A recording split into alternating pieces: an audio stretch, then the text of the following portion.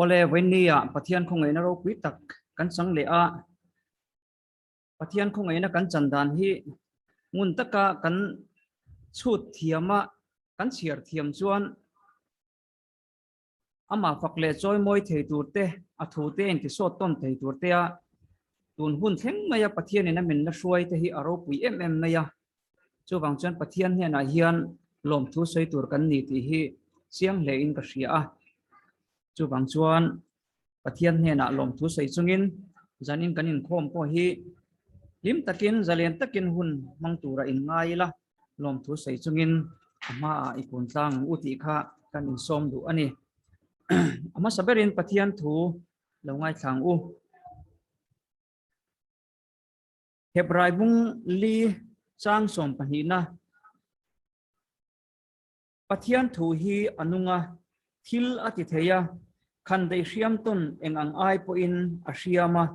nun na le tharau ru tua le thing phel sang khop hial ina chun theya thinlunga ngai tua te thinlunga ngai tua le tum te hi a hria a hre thei nga lani pathian thu hi anunga thil ati theya pathian thu hi anunga ni lalpa na thu kan siarte mal min som sakro se amen trong trai ang u lalpa min hmangai tu zanina ikhong ina ROPUI tak kan changa nangma choi moi thei tur te I thu le hlate a in te so ton thei tur te le trong trai pui ngai te trong trai puya trong trai in te so thei tura hun tha min pe ka wang hen kan loma lom tu kan thula che olalpa min hmangai tu tun huna hian I tharau thiang limin min hruaila kanin khom abul tanga top thlengin I tharau thiang lim hruaina lalpa hun limom tak kan man thina turin min puyam che kan hun chang tu tur zong zong chan bo nei tur te ikuta kanon hlana tharau thiang lim kan jawa in tharau mun khatin min polang che kanin khom abul tanga top thlengin ikuta kanon hlane heng hilali so krista ngin kron dil che amen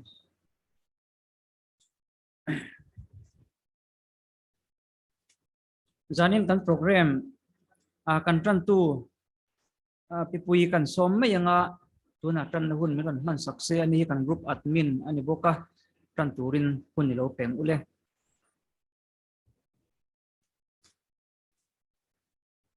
I mai khan hong la pipui kha I mai khan hong ro le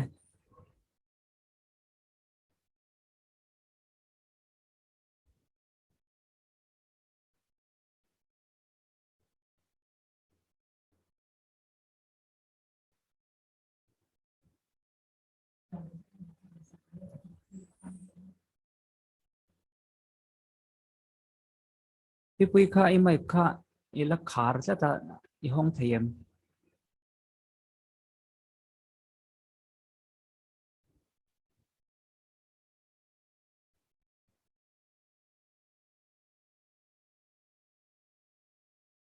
ngak lo kang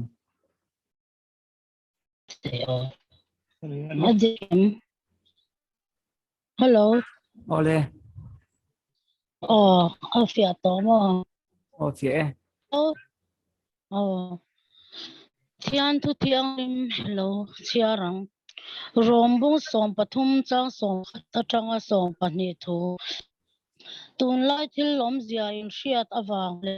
hil tho har a hun to tak zet in hriat awang in chu chu ka sei ani tuna chuan kan rin lai khan kan chan dang nai ta jok si zan hi aral lek a khwa bardon ta e chu wangin thimathil ti chu pai ila eng tuamin in thuamang u lalpan bayatan kan bible cha bible se amen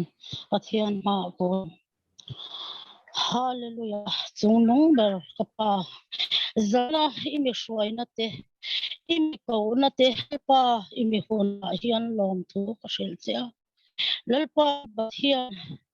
zanin hun hi ROPUI ka tia na te kamu hola ma po ka lo mo ngai lo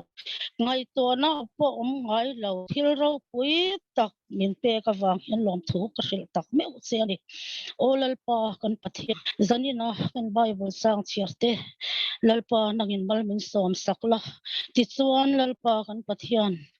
zan hi aralik lek to khuwa war don ta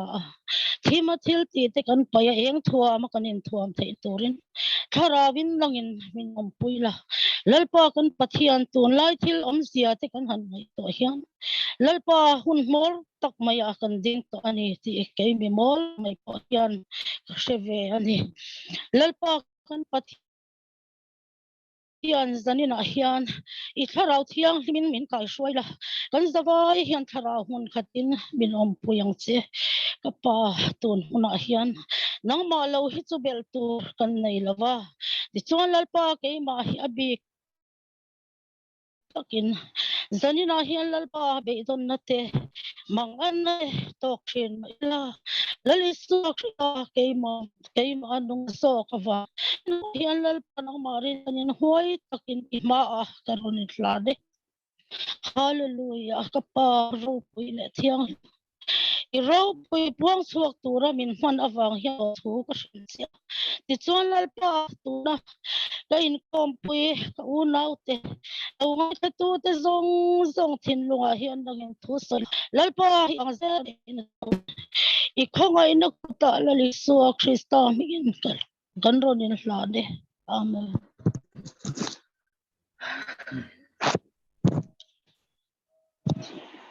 Lamom hle mai kan Chawngthu kha pidar chon pui pidar chongpui ania gil kho thlir khuwa ania Chawngthu ra kan han ti khan signal anei siat ziate har satna bordara in ka rup ani wangin signal te sem ema aron in kat le muk thina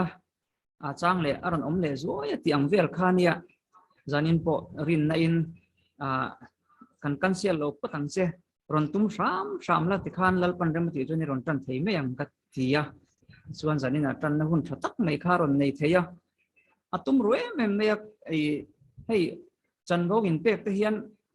then kha chu pur te pon oma pi dar chongpui hi chu ange in pet takin te hian ron ti hlotin ka ram patumang te top kalo chuanga tia chunga po khan lom thu kan sei bok ani ole tuna chuan kan program kan kal zelanga kan speaker Pi.Baby Lalramsiami Chawngthu tuna hian hun kan penga zalen devin hun lo mangse chumi zo chuan athu soina tanga ama comment nate athu soi comment nate emo athu soya tanga hok na kan nei te emo kan bil ro omte sharing nei na hun dakha kan mang le anga tin tong trai thupui te po kan tho ngalanga tong trai rol na te po ina chun jom don nia ole Pi.Baby Lalramsiami Chawngthu tuna kuni lo peng ule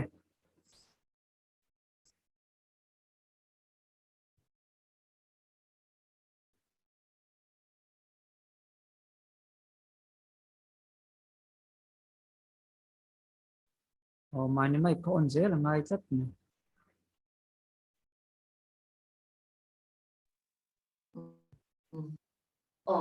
trong việc try em ấy ăn try lẩu món phần trên này cần sấy một mua lo dân nên chú mình giải quy tờ lẩu riêng mấy à cái lẩu à tổ là mà thế ta ni ta thì bật ra phần chân đó mà thì nhà thì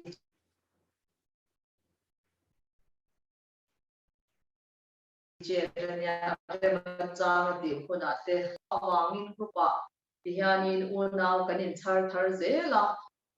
try na le chan na hun thata kha min han phan sata tin ka chong thupui kha ni boka zanin chu chong tho chana chong thoin tu kan sei le do na chong thu kan chong thu le mai zanin hi thu shil tu hyang ka in du tok lo le pa ya mai ro chu thian te mi nor na te azong pe ti i kan ni ang in kan ron lam ve roi anga nya ti khanin sharing huna te ka soi kim lo thong phui ngai pian kha in ron soi belanga ti chuan nok takin kan mong te tura ngai la Bible chang hi Korin thon khata changin karil roi hianin aum deuh khat me tun na ya hian lai thu hi ma se ka soi hlom thiam hon ka ring lova a thu pui han da tu po hi ka buai khop mai a lalpa la ka kan long hel na sat te zia kan shat lo lai ti hian ti ka ring ron ya na hel na han ul tan mon mai ka cha dikin ka she box di lawa lalpa du sak na le hel na ti kha du sak na le hel na ti zong te khan thu pui kha thiam ang tok chuan kan han da ve mut ani kai khan na thang u Korin thon khat bung som chang khat trong hian lo ngai tham me ang kan chiar khat thui le deuh mai don ya Korin thon khat bung som chang khat atangin unau te u heng hi in shat lo ka du lo be khatia kan tha tu te zong chum hnuaya anom veka an za a tui fin ja ko an kai veka an za a chuma le tui fin ria ta ko mosia bel tura baptisma an veka an za a tharau lam cho hun khat ko an ei chewa an za a tharau lam in tur hun khat ko an in cheu kha an mani zui tu tharau lam lungpui ami kha an in cheu si a chu lungpui chu Krista ani ni ma sela an zinga mitam zok chunga chuan pathian alung ni talawa halera khan tlumin an oma tin chung chu kan tan en tirna ani til swal an chak ang buk khan kan chak bi lo nan an zinga chen khat milem betu an niang khan milem betu ni su mi pui chu eile in turin an thunoma in fiam turin an tho le a ti zia khan an zinga chen khatin nula angai ni khata sing ni le sang thumin an tuk pang khan in ngai hek suang u an zinga chen khatin lalpa an fia rula ti borala anom pang khan lalpa chu fia hek suang u an zinga chen khat an phun noya ti boral tu ti borala anom pang khan phun noi hek su tin chung chu en tira turin an chunga alom thlenga ni kha ke ni hun top lo thlenna tur hi min zel na turin azira ani boka chu wangin dinga in ring chu film kuro se chu ti lo chuan atu da ange che hi lalpa thu ani lalpan kan zat tan athrimal ni som sakro se pathian ma mal som na dilin lo tong trai leang hallelujah amen lalpa kan pakache kini Myanmar group te Sunday zana in khom na hun min siam sakchina zanina ikhongai na min chantir le a ima kan ron la in lan le te wangin imi ro pui kan phakalom tu kan hril che ani lalpa ithu kan ngai tua tlan tura lalpa kan han chot chwa te hi nangman iro pui nan lalpa kan za a ngok puya sot puina kan lo nei thei na turin a soi tu le ngai tha tu te som chung tharau hun katin min pola I thu te hi kan soi pia zo lawa lalpa I tharau thiang hing zo pina kan thin lunga min shil pia saka lalpa kan soi pia te hi lalpa I ro puina namal min som sak turin ikut nunga kan lalpa du tak iswa Krista hin kan rin kol tira che amen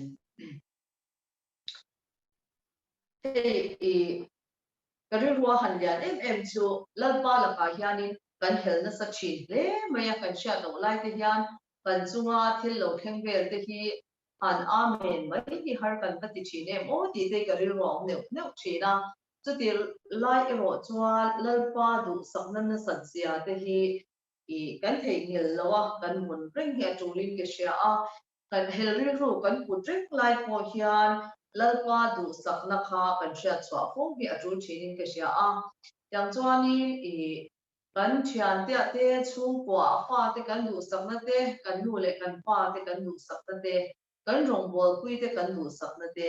kan sha anga kan du sak zong te tan chuanin kan in hwam le thina kan chan ai te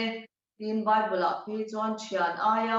mangai na sa anu na pek aya na sa ong chuang lo ati a chu tiang chuang kan chan ai hian te kan nu sak zong te chu kan chan tir phal thina tiang chuanin bible a ko hianin kan lalpa hian Davida adu sak tu te aziakin kan hua tiang chuanin Davida kha adu sak hle atin Daniel ate po tiang khanin adu sak ema thil ti theina thiam na bi mi bik ni na hu mang shil tia theina bik te pia tiang chuanin Josepha te po kha tiang khanin mal so na to na satak nuwa na satakin adu sakna lan tiratin kaliba phe ka chu mizui tak zet awangin atia tiang khan mi tam takin an boral san nu point kana ramlu turzinga lalpa khanin adu sakna anan ti plat me chu ti wa chong bible adu sakbik anei lo ti te kan howa amai ro chu engking nge du sakbik tu ma a nei si lo kha adu sakna minan chan a ho mani mo chu wang chuanin ama chi a ama thu oi tu te adu sakna tong buak da na kha alo om tat me ni ti kha chiang le maya Davida phe chu kan sha a mi nu ui re tu le twal that tu hial ani ama ero chu engting nge lalpa khan adu khati chung khanin adu sakna kha alan tir tlat me ni chu wang chuanin aswal na akha kan choi moi ti na lam ni lopin lalpa du sakna hi athuk ema chu wang chuan ama ring tu te tan hian he lalpa min du sakna hi athuk zia hi kan sha ta kan mang hil lo kha atu le in ke sha a chu ti lai ro chuan ale lamami khati chunga lalpa du sakna kan chan reng le kan sha reng lai te le kan thei lai te chuan phelna kan lo nei na that na sat thin zia bi hi kan kari ruwa oma lalpan athurwa te min zirtira tiang khan so ho pakhat te min pe adu zong te khatiang khan thil tam tak hi min sha tira ni tiang chung chuanin thin urna te midang rem lo na te mo khatiang khanin pathianin adan le thurwa thupe kam tak bible om zinga khan nang ni ko in ni ve chin kan ringani kha athupe le athurwa zum lo chak na thiam ve in shat na tla me ti hi mishinga lo thleng china ni tiro mani zu kan ke po ka ri ru hang kan chu kwa hian ka pasal ka nau te thil teng kha hei hi chu adik lo ani hei ka do da lo chuani pathian thu po ani angem o han ti na te hei hi chu mi te pon lo sha se min thiam do na ni ti lung li lo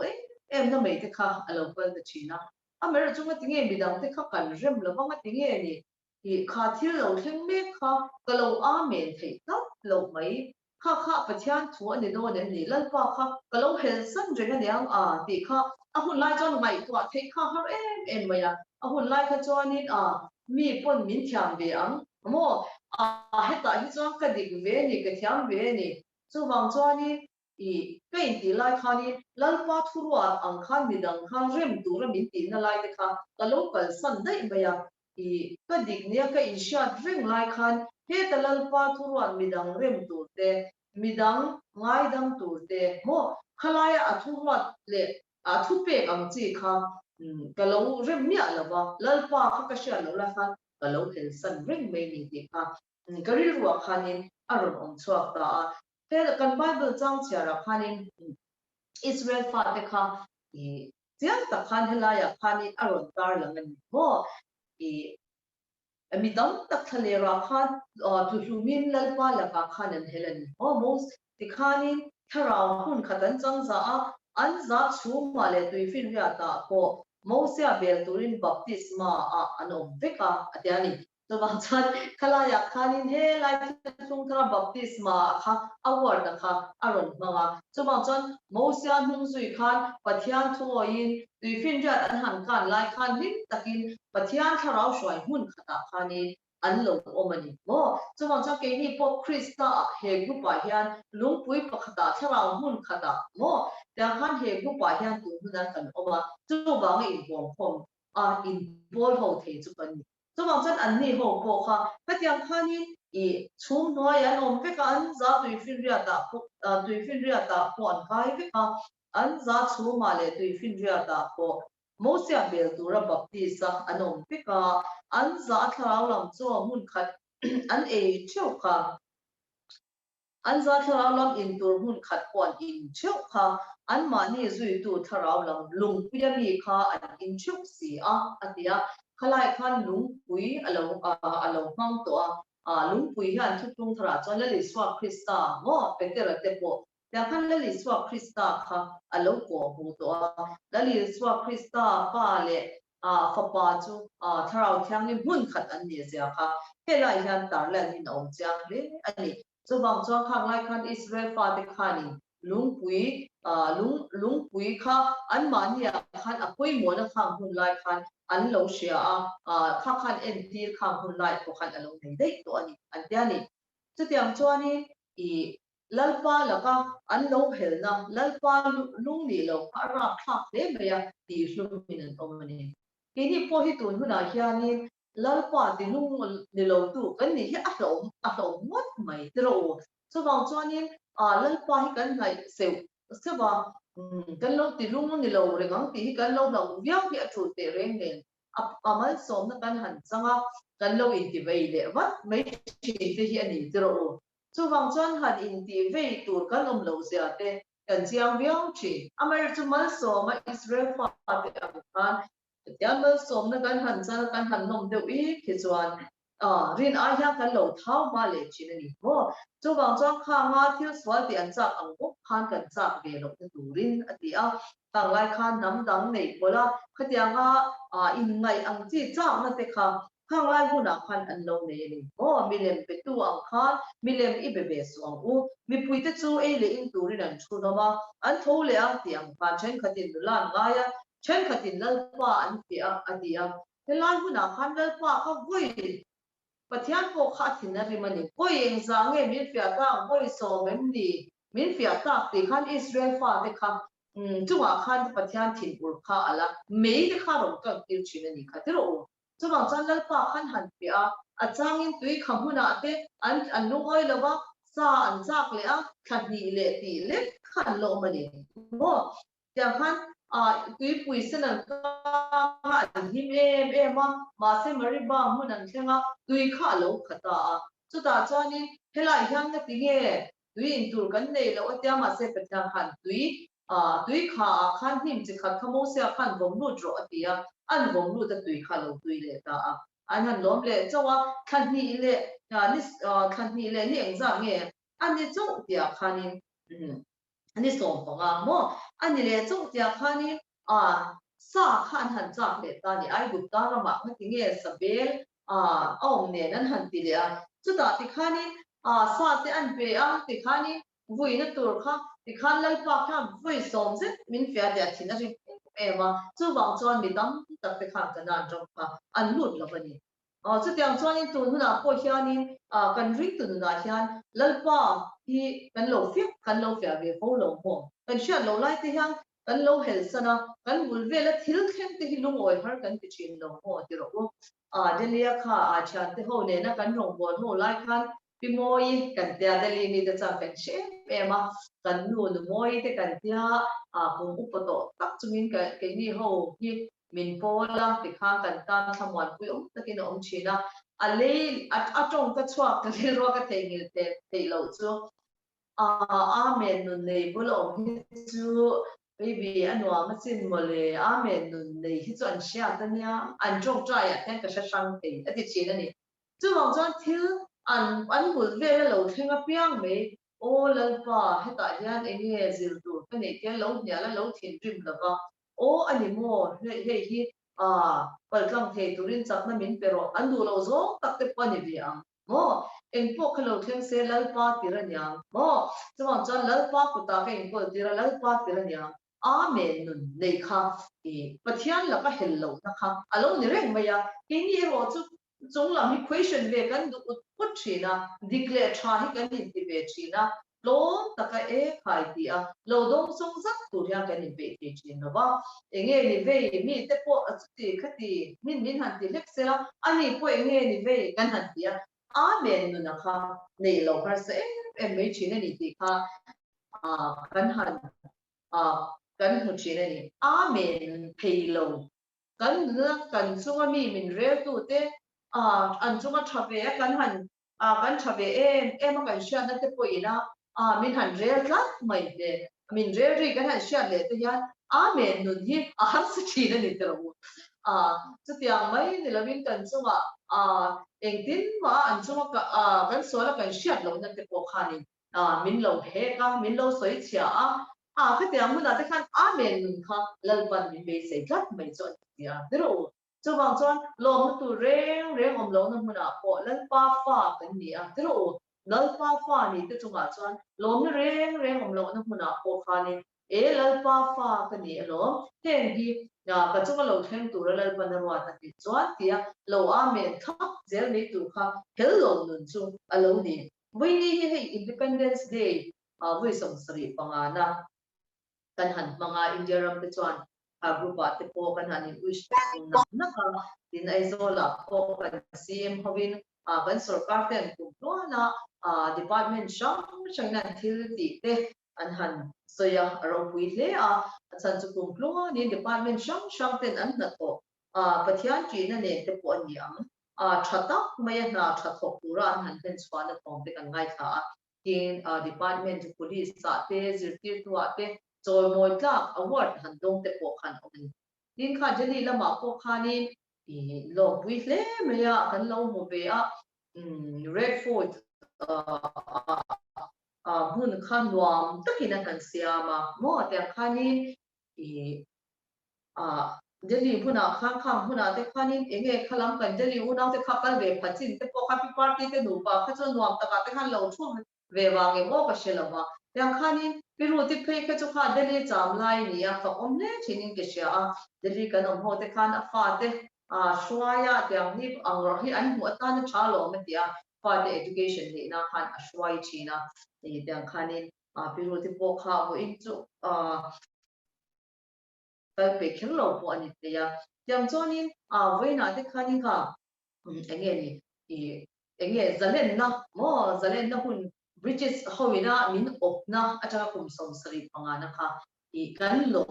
ni mo giờ lên lo hi chu ashom man dro yang khani anh nghe ni ring tu te nun hi giờ lên lo shom zia swal na min ti boy kan che pa kan shom zia mo có vẻ thì là có cần ram ang qua với zalen nên đi để khá nông gia thế rồi khá một thì nghe có các car đúng là tập tập cái hắn suy British car chặt tập mấy more Range Rover hắn lâu chuka chầu lẽ đang hắn đi nghe zalen nó lùm để khá nông mà đi rồi cái này có Iswa Krista cái zalen na cái hắn lùm tập tập chu cái hắn lama cái group để có thế rồi đang hắn PATHIAN kan zalen na kha PATHIAN kan joy moya ya khan hun kan mang china ni chu wang chonin he voin 15 August ani so panga India ramina kan zalen na kan Independence Day kan lom na ya ko ya tharau lama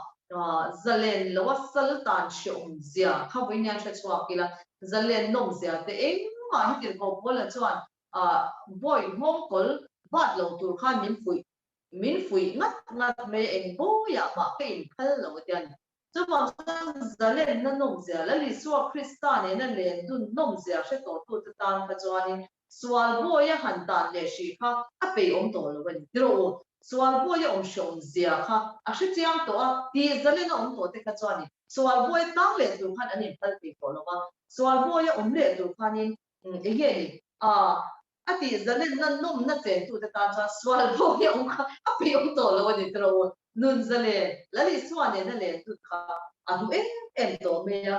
chu bang chanin Israel fa te phun noi na mo khatia nga an phun noi na ang chi te kha enge ni poi kan la phun chiar view thin te ka sia kan sarkar mo kan CM la ka te tro kan phun noi kan ho tu te la ka te ti khani ti khar le lu tu nin om mo ta ha kan sarkar te po hi ti kha kan sei se la chu ti chuan ti zo chu ti chuan ti han CM mo minister te mo engem office po ho tu berten ni vela kan thin tak tak ngem poshana ten shwai tu te ni la anni ai khang kan khiam lo zo ma lo mo kan thin lo zo ma lo mo an position a in da si lo hiani kan phun chia em mai thin ti te ka shebe china chu wang chon phun noi na te hi adu lo khop maya chu wang chon du sak thein hun din huna ding tu ni ta ila tiro CM ni ta ila CM ve si chu ti khati trong tam ti reng ai chuan helai te hi heti zong hian ti that dan om lo mo te han shil keu emo lo trong trai pui keu emo kha chu kan lo viak bin rin om ti ro chu ti lawa trong trai pui box si lo ama mai chana shil box si lo phun reng mai ni te kha e ke ni chu min ron du sak don na khan min du sak kha rin om lo kan pathian po hianin khatianga phun noi reng mai kha chu adu sak na tam tak mi su te ngai dama tianga I pathian tilpe kam mo ami te du sak chin afa te duat chin ani da kha tar lang thei lo ka phun chia reng mai kha kan lo ni chuan lalpa la ka ta mal som na kha mo blessing a kha kan tan hianin don har le don ani chawang chuan phun noi na la ka ti hianin phun noi na te lalpa la ka kan hel na ni kan sha thar le ya poi mo le ki sha kan bulami ten kan phun reng chuan kan bula om lo ti chi chawang chuan lalpa du sam na kan don te turin lalpa mal som na kan don te turin ka phun chia na zo na kha ka ngoi the ngen lalpa mia ka ngoi the ngen ti when ya kan in sut ka thale in ke sia ta chuan in rona la ka te mo sia la ka te khanan phun noi chi ni chawang chuan in again kum som li chung mana kha an han nia chung te ma te po chuanin mana chung chang te kha angai no ma zir jan tu kha tam ma chunga zong po chuanin ke ni ho hi eng tiang nge tu bana hian kha pathian thu ngai nom tak tak te kan ngai thak chin ho te kha eng nge kan lo don san chin ahuna tak kya kan lo thei bil chin ahuna takhian lalpa chu te von ai chuanin lo phun noi te khatianga lalpa la ka be sei tu thil thol pe mana kan lo ne kan ning to kan lo ti ve ma yen lalpa na mal som na min pe na duam tak te lalpa mal som na min pe kan ha le kan en pol mek te hi kan lo ning to ma yen mo chu tiang chuanin kan luak ati chwak zo zai te khan ti ama e tu nei lo khan an mana te kha luak ati chwak zo zai dia tel tak khan sunday ni ma khan sunday mi tu te kha kan pathian khan an la khom tir lo ka tir ho omar ni kha in rin ni a chon an la khom tira ti khan an ta khan fel takin wa ta ni ama a troi vek chin kha in rin ni ani ruk ni mi ka chu sunday tan khan in chol sunday chol tira do wa khan in yang khan troi mi a lovin atu ka ta ata khan in lalpa khan nan da china lalpa kan pathian fel jai ama zo troi chi kha in rin ni an la kha chu a troi ko kha phal a ven sak le mai yang khan kha ma na kha an shia reng na su shia tin na bo ma te bo khan omar khat khada tu khani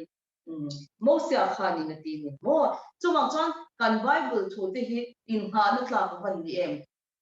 French socialist le historian la tak Louis Blanc kha fel lo ve khop maya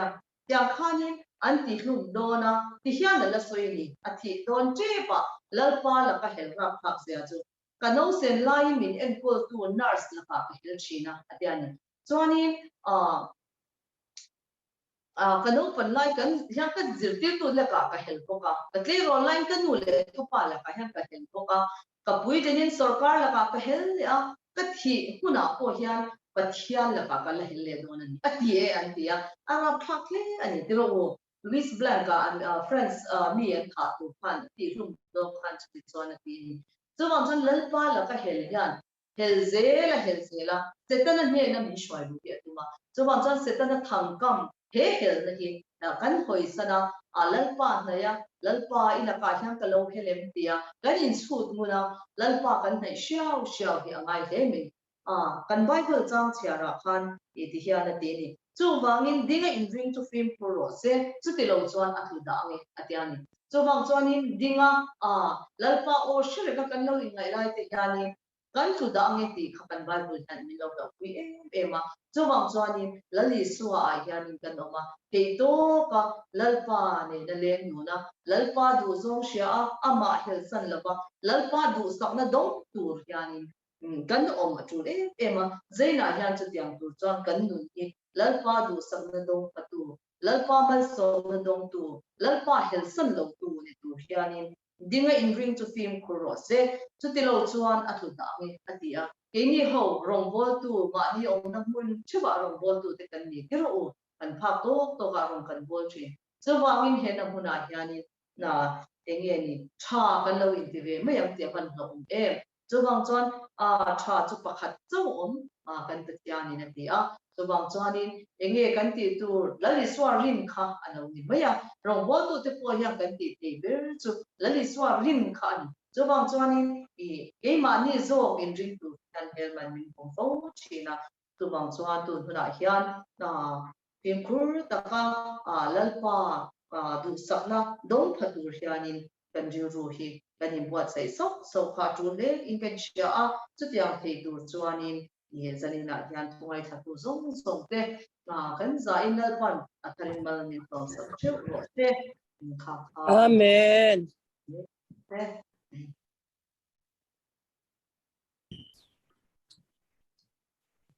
Ole ROPUI le mai kan thu cha sei tu sei kha tu na kan man ngal tur kan mo em mai ania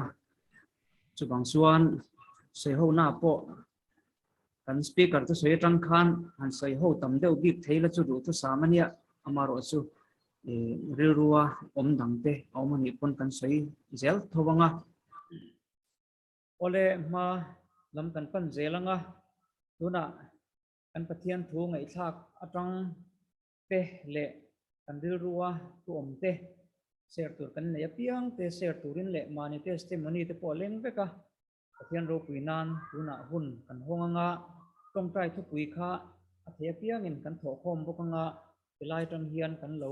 jiak zelanga nakina tong trai rol na tur te kan share chukanga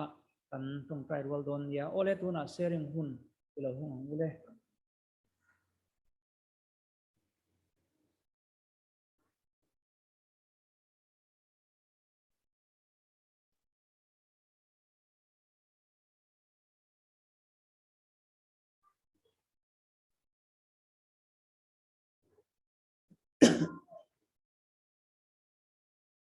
mani mai kha kan on zel don nia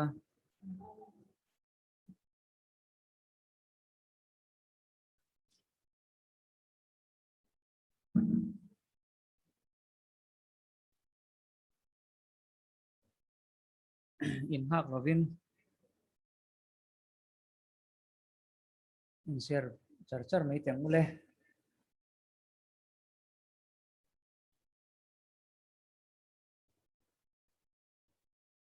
pichoi khan bul han ran te se pichuan ron sei tur hriat na yang midanga pichoi ka hun kan tem mai teng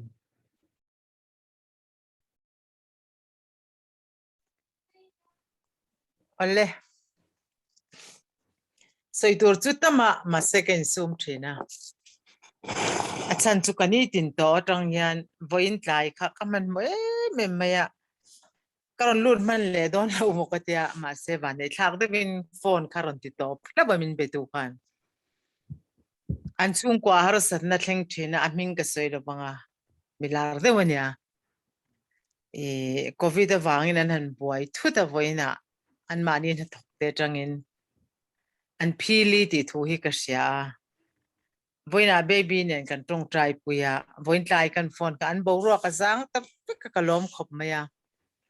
karon lut man lo tura ka nga ya atong thui le kha ka lau se mi ti top sak ma thi shoma zaina thu sei ROPUI takan ngai tha ring tu nun poimo na ania ring tu puitling hi ni hi har khopa thil thleng thu ta hian ani zwala thil thleng thu ta ani zwal na chu thin urna teu thil thin khei tak alo thlenga tak hanin ring tu tak tak lo hi chu anuna alang thin ani zaina khanin kharing tunun kong poimo deu mai kha anron sei chuaka baby khan apoimo ne ani thin urna te kan rin lo lama teng lo kala kal ngai dan lo te iso po ha khovela omlai kan kha tho kha achunga thil thlenga ni a I thinurin ni tlak pui su se ati roalin thinrim ju thinrim la sual ro ju sual su ati le kherani tu wangin sual kan hanti te po hi mi chunga thil thalo kan vati a hi hei tak mai hi kan thin ur thei ni ti hi pathian yan sha chiang em ema iso ha khovel la lo kal lai khan chiang takaron lang chu aril ru khana ve thina ni ke mani ang tho mi sing angin lo kala alo pianga he mi sing ina achan tu ram hi ataksa mi sing ani khana ron changa voina bible ka chiara amak kher mange kati lai chu iso kha I Nazareth khwa tang khan nong tlat mai ni asan chu Josepha fapa thi kha chang tlata voini thleng yan kate voina han sharing kan nei na zela po aron thar le a za ina yan tharau tiang lim kan soma chuta sharing kan nei na karil ruwa min ne teu tu chu I suanu na atanga zir ani rual khan I keimani nuna ni tina kan tonte atangin keimangei pokania vointlaya thil pakhat katia dam lo chung chang ka khoirain ama kha chawa amutaria ria he mi sringa tanga lau thon na hi tharau thiang lim kan min puilo hi chu kabua yang ma se tharau thiang lim tang kai ne le tharau thiang lim lut na chu pha khana ron tilanga ati rei rei kha amaya ka zu khoi harem ka te hare ron ti taron meng chuaka yat lung kha pathian ron khoi cheni alung dot pakhat thil hemi thawina nong thin hi omaniang kha kharon khoi che che khan an konses angin ron omani he mi hring hian kat ka fin na le ka theina kha kan thian nu ka ma chon ni le chu ka tal buayang setana pon min ron rom thai ni na ta ka chuan ma sela pathian khan ka otang mang khana kai har le a pathian thil ti thei zele a ro pui zia kha khan min mu tir ni mi hring fin na tanga ti chu ni la athilawang thi ka sei theilawani ma se tharau thiang lim zo khan a chui chu awang khan athilawa adam tlat mai ni ama kha aron har chuak le a ta chuan alung in no khamin phriatir ta pathianen iwan nei pathian tharawin ilung thaw no pakhata oma chu chu khoi ni kha ma se tlang ti a oma te kan khoi kan atlang ti hi keima lo thlengani zaina in kan nun na der thon ziate in ring renga oma trul ziate dinga in ngai chu in fi angai ni tlinga kan in ngai chi a hian enge pole te pon rin nan omlem lo khani tin an fiang khan rin na kan omle kan omlo ka keima ni nge hi kan in fi angai ni zaina karon lut man ni kalom le azan dang chu dam lo le har sana nei ka min phone to chuan a phone dar kar ha ka en man lo ni chang pe chon zan dar som pa ni te thlen chang ka ne ya mi mang angoi ngoi room setana na ti boy mek te chan chu na kha tholo thei si lo ba zaina ro zon lalpa khoi na kan changa ka ti zo man chi ani mi ka phone po kan en khan kan luta I lut to ko miang te ka hun chi ani ka te karon lut ve ta a pathian hian kan program mi mal keima du da ne mong ai da ne mo program mi ka pangai lo wa pathian rem rota khan kom top mai ni zaina po baby chu soi ngai thla te turin pathianin rem min ro man saka ten kan tan tu te pathian tharawi na khoi ni ti ka sia kalom le mai kan nu na tharau thiang lim khoi kan ni hi apui mo ani tun huna yan tharau thiang lim chen chil kan ni anga ya chumi tang lo chuan lalpa rong bol hi thil na mai ani lova ni asan chu pathian hian I ra chin piang ramani yang ati rual hian pathian hian I ra chin lo ram kan vadai ti hian a hria tani kan nu na hian a hria tani chuwangin eng kima pathian ta na ma kan son thene tur le pathian a lok theinan chuan keima ni nun hi in ser rangila pathian tan kan in lan thar hingai ni voina ka testimony zinga karil ru ne deu chu bible chiar zinga po khan pathian tharau nei tu te lali so krista nei tu te nun menon silfia zela pathianin chuta so krista kha zol nei ROPUI ani zol nei pathian fapa lo kalani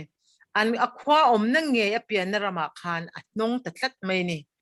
chu tu lai kan khovela hian bible in zol nei man khola ma choi moyen om lo tu hi asoi kat mai ni zainan pathian tharawina min lo tak tak chuan adu anga rong kan bola adu dananga kan kal chuan mitam tak huat thi alo theilet lingani achan chu setana khanin pathian tharawa kan din chia khan min khoi ngal ta min zui nga ne fa paiswa krista po khovela lokal khana zui nga ne zaina hian tharau thiang himina kan nun himin nei saka ama ne na leng du na ama ne na dun tur hian min du ani chuan kan ni tin hun kan tho limatanga kan ni leng hun kan mutlan te po tharau thiang lim ne pathian ne na leng du nun hi anuama azalena kan ha chol thin ani pathian ne na leng dun lo mi hring nun chu ni tin pathianin tu mamin pe a ha thap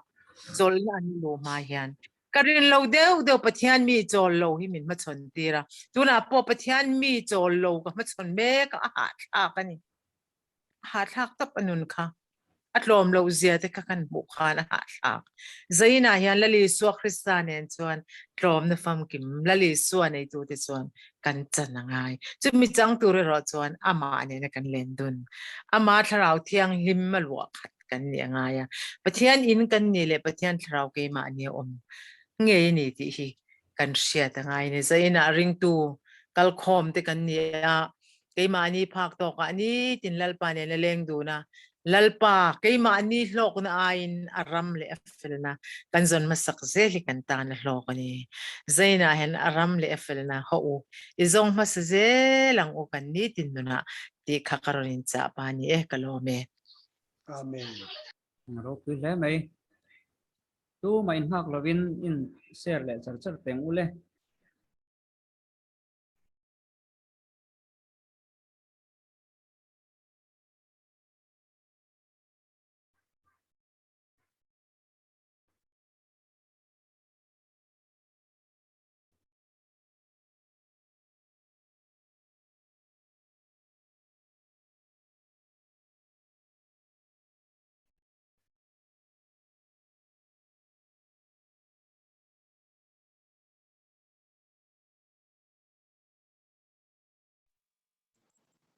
Thưa thầy em, thưa thầy mò, o the thie LAWM, sarin kan pathian thu cái kha kha LAWM cái tia, helai Bible thu hi, enge ROPUI cái ma lama khanin asoi na eng, khanin thupui thadeu deu kalau chara, chuanin Mosia ni na le Isua Krista ni na ramri in chendan ka fel takkan helai hianin aron lang hian ni hian ka hria chu thilti ni tawlova khongai na awanga I kan chan akha helai hian aron langa chu kan chan chu tharau lam tui tharau lam chaw kha Krista hian afam kimin kan hmu thu ang khanin ke malama hian ka lo ngai tha lomom ka tem em maya chuanin I ring tu nun na enge rin na chol te nun tur nun dan tur kha aron sei ka tha ka tia phun chiar hi a om the ni chu ring tu nun a hianin hil ho te anga kan ngai ni si ma se thil poi deuh mai ani a hei hi enge cái mà ni kan lei lia tanga chuak hi anin ka hria in do na ron ti chuak tu hi chu in do na ron chuak na chu phun chiar phun noi phun chiar man na atang hian anin ka hria chu lai te chun ring tu nun hian mi thil varuk kher ang te emo mi ta valak lui sak ang chi te an khatiang ang chi kha chu atam po atam lutuk lem lo a amaro chu ring tu kan nun pa ngai a hian kan ne ber tura poi mo chu phun chiar hi kan thi san oi mo main ka sia chu mi tang chun indo na hi ron chuak ber thina ring tu hian kan tho ho na te hianin chu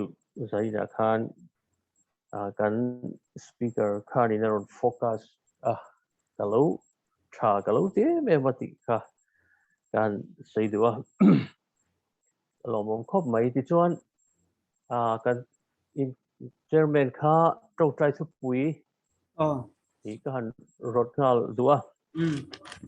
ka hei kan nu zan khanin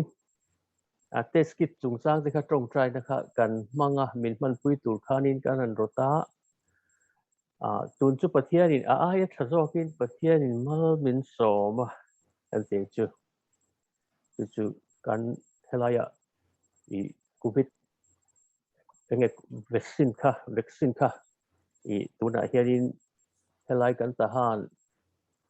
le a chevela rong bol tu te tan khanin I mi zaruk tan hian lei thi na tur kha pathian in kong min ron hon saka chu helaya zak chung ma ring hel deuh chung sia in hne na kan helaya kan tahan mamo I kan hripui leng laka van tlang mi pui te kan rong bol tu te hi thani chung le khanin mi som ruk le pariat vel bor hi an borala I kan pui thiam te serle sang khoi tu te I chu tiang ang te le kan mi pui mi khrim kha thani chung le khanin mi zasari le ti vel bor hi kan borala khatiang khanin kan tur ta se me maya chu mi laka kan him theina turin tia in tharung takle zak takle ring hlel deuh chung sia trong trai na kan an rut te kha pathian in mal min soma zaina te lom tu soi thei turin I kan trong trai na te pathian in mal min han som hi lom me mai ka tia chu pathian he lom tu soi na trong trai na ni se ti te kha kan dua lom me ni chuan Myanmar pray for Myanmar kan ti kha kan din chana chu kan ram ta na trong trai na min man sakle zel turin kan rota kan ram hian mi pui ro rel na mi pui sarkar alo din chuale theina turin pathian hne na trong trai na min kan puianga democracy federal democracy ram kan lo li ve theina turin pathian hne na trong trai na in man pui le turin kan rotai in lo pang theu to thin tho la chungin zanin ang program big special week hi chuanin han soilan kher hi kadu pe in tuna sual sipai ho kan ti maya lama chun mi pui thu nei na pong lak sak tu te sakna te hi ti tloma om zel theina turin an sakna le an rin chan ber chu silai am te khani maya chung te chu mi pui lam an tin thina kha an ma ni lam an lo tin tak zok theina tur te hian pathian hne la kan trong trai hi turin ka ria chung te chuan min trong trai pui turin kan te ti chuan zanina kan in khom hi a hlok thak anuam ka ti riawa ei kadam phot chuan I ron tel zel hi ka tuma hi te kha pu chairman lom thu kan sei du ngal ni lo me ROPUI lu to ke sei zel tiang testimony ni lovin tung type pui turin kan lo tho reng la pale kan fa lel do saka du do kan tia hi 2010 na tang khan epilepsy nan na hian na chuan ko hatia hianin kunga bel kanin en kola he Raman hospital te hian Raman doctor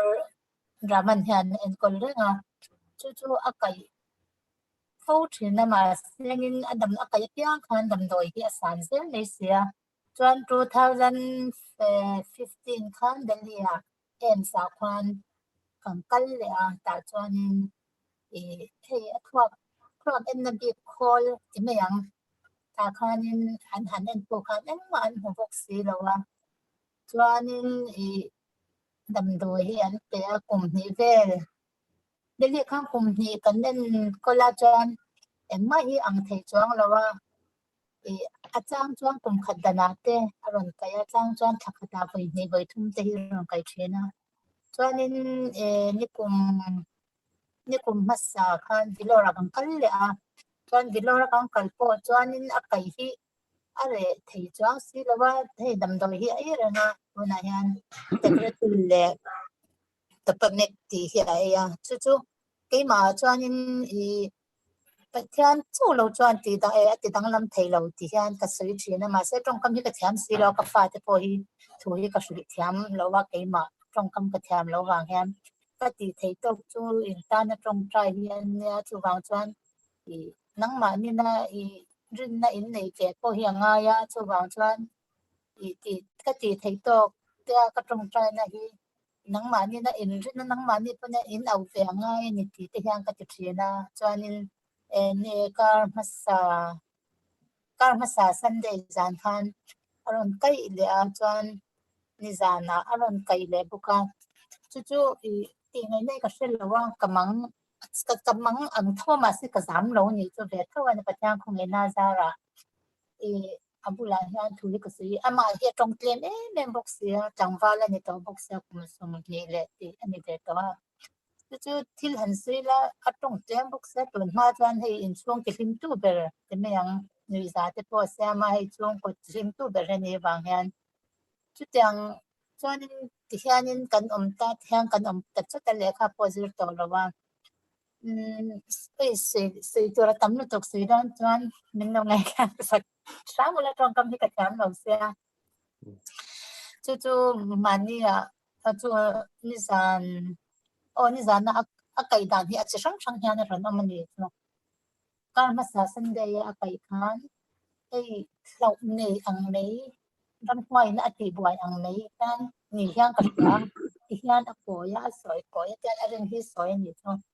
plan aku ra ti khang kha tyang khan ani ta ni zan kha chuan nin tia cho kan ei lai kha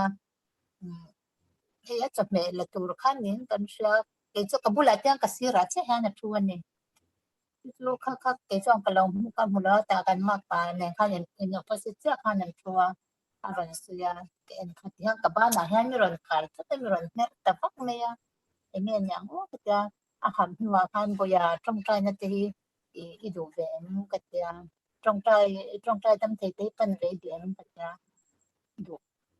ka shi chuang na hi active ten se la cha ni ama ke ma na fan na ron du ka lau si ke ma na ka du thu anga ka pan na ra ka ti pal hi ka lau si ama orol ama zoi tok te thil ti ta ni ka thiam lo wang han en ko hi ka thiam lo en wang han ti da ni ka thiam thin lo wa pathian tu na doctor thiam na le pin na te mun pui kan pana pathian khong na za en ma inan na hi om lawa inan na hi misringa chuan an hulawa pathian chi inan na hi ati dam thayan ni ti hi ka chui thayan ya chu wa chuan pathian a hian dam na omani ti hi rin ve ro ta ka tia ti chuan ka sei thina chu a kai hi a re ve thing na tur te le ama puina a lo re lo po ni se la enge la tharau dam na hi anei hi ka du ani chu thu hi ka sui thiam lawa ama bula pu patia ka ti thei ong chun chu tharau dam na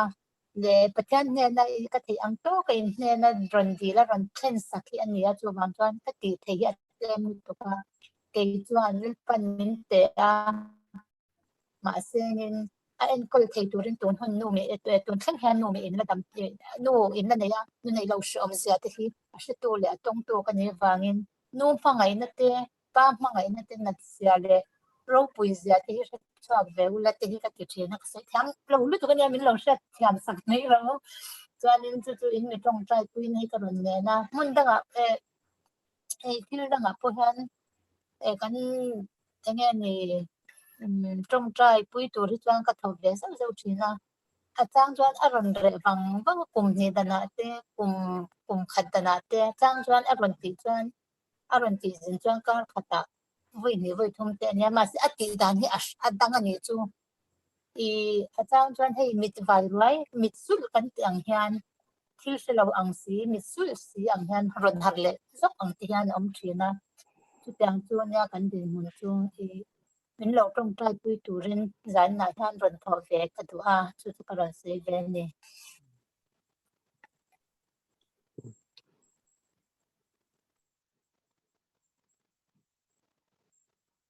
LAWM em le.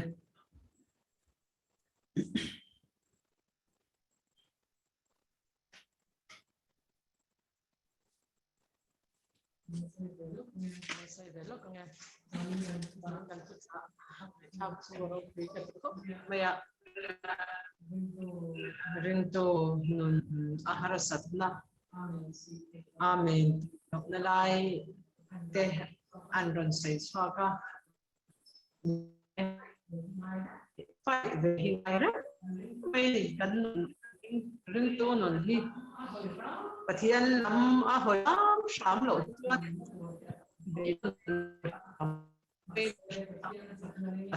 pathian chaknaringin yantana Jom LALPA lang hoisen. Sam takkan swana tor ani boxi. Machine na hitwanin. Let the pop mai chak na chu. Tinong a hello ang chini. Paro chu. Amen tia. LALPA lang matung taka. Mero chuan pathian ko taknan mai hian kim mai belze mai ti lai te kha rom ti ka ti kho pathian in mamo ar se tiem ni lo dim ya ni ma em ya zani na kan thong ai phak chu ro ti ka ti ta ni ta Ramri tidak kota zahin hian speed post Tilton reng tak dewa helam dengan konsau secara kali itu kan tentang dak ya stop anian cuan maya anintar asam de ki alota pataka kaltai na tori enkim ai alo clear bet ina turin kalit mamo ton sia sian kutadlan le ikha kate ko maya ram ri chuta ahian sian pana ro sakse turin sian kai lan Allah se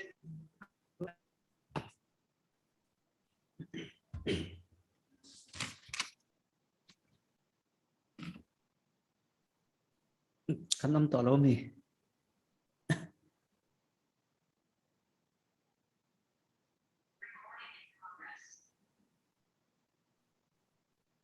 sa to tho chu nia Mizoram mi pui te hi enge ni lalpa la ma hianin kan hoi phong kim the na tur hian idil tok me ngoi ti kha kari ro ma covid te po he kan han ti la sia pyang to me ya chuwang chuan swal si ma in ngai to ma alam kan lo ho kan hoya herama thil tha te kan ei the na tur hianin ye zo ram me pui ya lian te kan vai hian nam ang hianin nge ni sima ngai to ma ama kan zon chuan in rama thil tha te em ti ka ni a khal nun kha kan nei the na tur hianin ni pathian he na idi lang uti kha kan ron ho ve ani kan Myanmar kha lali swatan football an ron ho ba ka kan hau le ila Myanmar group tin chan ve mer ring tu tamna ram ni tur khani ni hau non de ze lang kan ko tin kan group member he tom lo song te po kan Myanmar group ani angin kan member pui te kan juro la ang chewin rain khom lo te po tan te na idin puyang o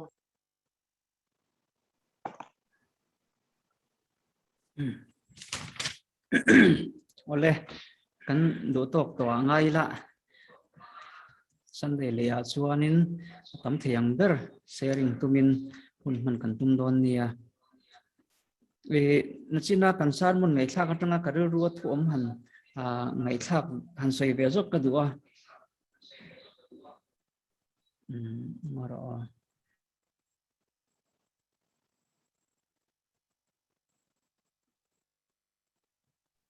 kan nu nen kan in om nei lu tu ka kan o in chong chat a song te zoi ro te ka wati kan sar mun ngai thla ka tanga ka ru ruwa thu lo om hi kan soi ve jok tiang in cha sung deu mai la e pakhat na chuan lalpa lung ti oi lo rap thak zeron soi kha ka ru ngai to na a local thui ve khop maya lalpa lung oi to lo china chuan entinge ti kha Bible zil hau fo poaring ti khong chat tu chu boile khata ti tlen omanga atiang de khan a shem na te hi kantor a discipline le a thin ur te hi a leibok vai chuanin avara phak do nen ti te ka ngai to na alo oma chu bang chuan ring tu rongbol tu in ti maila lalpa lung ti oilo pal hi alo om don le mai a ti te ka ngai to na oma hey mi chanchin kan soite mi du lo zong tur kan soite andelun la tur kan soite hian karero lom thin chu lalpa mit no te kheyang kan ni ti te hi rero hian om thina chu wang chuanin lalpa lung kan ti oilo na tur kong sang hi setana hian tok tera hen ron manga thei to phian tran ala to mai sia sakai bak nei rum thinangin ai zo tur zongin a phiruai ni te Bible chuan tuna hian setana hi akuna nei tem to ma wang hian a phiruai a ei tur hi azong to mai sia katia trap chumin cross kong ka zo ze lang ti te ania mani shom poi salovin ti te ania ring lo te na min ti du da na lama hian ring tu te le ring tu te in ti na ton na hi hi khoya po hian anasa hian ka sia achan chu ni zo chu mo ka ti thina ma se vai ho te po hian lo ni ve tho chu wang chuan rongbol tu te le rongbol tu te in kara te hian setana hian hem hi a thak na sa le zol bi ka achan chu setana thik thui chetla ta lom rongbol tu te chunga hian kati hai missionary te po pathian ram zau na turin thei to pin kan han ti kan phak to kin chanchin thra te kan han sila chu ta chen pathian in nan thok chodon chuwa thok tu te in kara te po hian setana point hem thak be fo thin ani chu wang chen pin hian ke missionary hian lalpa lung ti oilo hian missionary rong bon hai ka lo thok ve reng them ti te po hi ka in zo hi angai ka ti ya chu tiang bokin zanina thungai thatu zong te hian kan in zo hi poimo ka ti ya lalpa lung ti oilo hian rong te kan lo bol ve renganga kan lo lim ve em anga lalpa lung oi si lo chuanin om je nei lo de kan rong kan lo bol ve the ni ti te po kha ania tin na china asoyang bok khan amen ti zel theina hi apoimo a thin rim bula sole ro chu sual su ati lai tak pi choina ron soi ang chi te khanga kan thin rim hun lo thlen khan in ben dai na tharau thiang lim min hruaina ang zela kala in mani in ti niam na in ngai tom na kha apoimo em mai ni mani kan in pha niam thelo chuanin problem lian tak khi a thleng thin ani kong engkima problem a omani chu wang chuan thin rimila ma se sual lovila ka fa pa chu ka du lo zong te bin lo oma ma se ka ku thi tiang kan tia ma se nuwa khanin ka tlon le ve langa a thin rim hlau tu khan kan discipline nang ma se mangai na tanga discipline ro se mo kut kan tha kan ni pon kan lo thin rim ani pon mangai na tanga ti kha ni zel se tin in thin ur nin tlak pui su se ati te po hi kan thin ur te po hi ni hi kan lo tlak pui fo ve theya ring tu te rong bol tu te hian kan in suma kan in phan hiam hi angai hle mai ti hi apoi mo a tin enge engki ma film khurula atia bible pon kan film khur hi chu angai ni ke ni rong bol tu te hi pathian hi athip thu chia mangai na khat pathian kan tia kan to thil tu pakhat chuanin asoyang devin lali su krista kha rambo angania ti aku ta thiên thi sen zam ya khat truk maya i enge temple chunga sumdon na thilan lo ti chi ka chu lali suwa thin rum tu kan the dar choi me rambo pa tak me khan na thi i lali suwa krista hi mangai na khat pathian ani kan ti rual hian thin ur the ani ti hi kan thria ta poimo a thin urna kan lei buak tir vai chuanin kan chunga atlak vai chuanin ara phlak don ani ti te phim khurangai le ni kaini rongbol tu te hi ring tu te hi tin chanchin thril tu lam na thokla i rongbol na khalian ro atia chanchin tha kan thil zelanga lalpa rongbol na hi ama ti chuin kan hlem zel turani a a rongbol na chunga hian ama hung kan zui na ko nga hian phun chiar na na chena kan sei speaker ina ron sei kha phun chiar na te enge phun noi na te complain na te tam tak ka omani UD the mission na ka training lai khan kan zir chua chu heng complain nga lutuk te phun chiar lutuk te phun noi lutuk te hi chapona atanga lo chua ka ni ti hi kan zirani chu bang chuan mi a chapo chuan a phun chiar a complain tur te nga a missionary training lai pe chuan ei sipai training lai te pon aniang phun na turan nga a training chuak tre to sipai interview lak a boi thak te lul nen training lai lai nangan tlan chuak le loya an training po chuak lovin ka tiang deuh khan enge phun chiar na kha complain kha atam thina ni chu bang chuan in ring tu nu na chuan complain na nun a kha kan nei a chi lova phun chiar na nun te kan nei a chi lova hei ring tu ten choi ya min soma a chang chuan ka ti thina ka mi ring na chua chang chuan ring tu ten a choi ya min som hian ka thin ur ne zual sau hin thin ei hi cha gom lo the la thak thei lu tak han ei la beng hi ling ma de wut reng ma than hit la han bor reng ma lim bu tui sor tur te han pai lo phei chuan ni kan pum hi ari ha roi zel mi choi ya in soma min an som te du sak na ma ni se kai pe lo thei lu tak a chang chuan roti te kangai na lo khopa tilai Madhya Pradesh chuan dal bati an tia dal le ata te mix le ka tiang kha meyan vom lu ta kha aron puam ta kha te lin han kang le ta kha dal bati an tia chuan kha dal thak to kha ple ta han le ya anan nam sora ti khan kut per tok me khan anan ai loi ya kanan ai ve do na thak lu tuk thin te hi a chang chan ka phun noi ve lek thina ma se heng zong zong te hi missionary rongbol tu kan ni chuan kan tor thram angai kan dia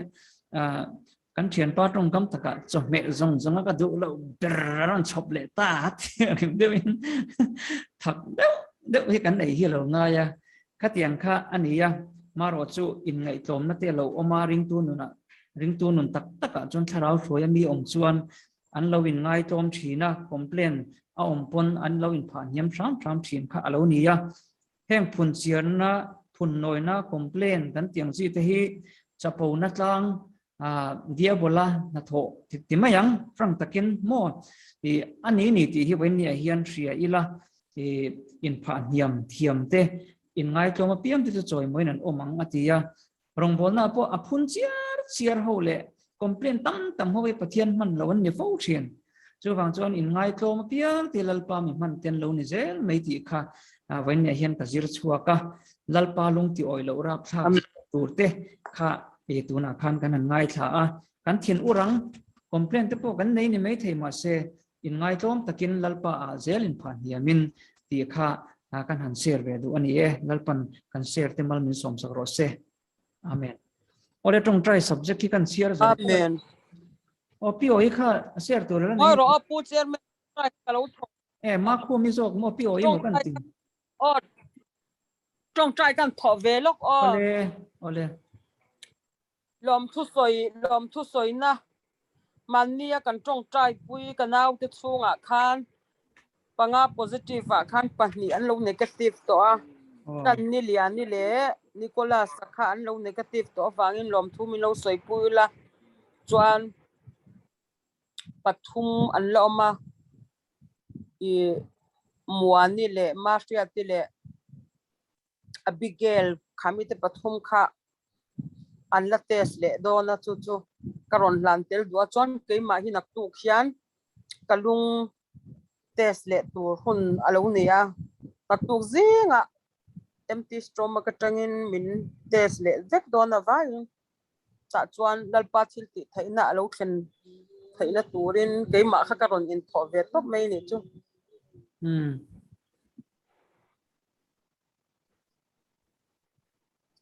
Okay. Ole hello mome. Ole kan java in lal biak tung trai nai lo se ro lang o. Kan pa wa nami iping zaom ro se iram lo kheng ro se idu zong banan ti angin leyamin ti ro se ni tin ei kopin so min pe ang se kan chunga thil tu chual tu te kan ngai dam angin nang poin kan thil ti sual ngai dam tu se sual tu tem na sual tu suam se visual ka sual dam zo se ram te thil ti theina te ro pui te chatwa ni dan sia amen.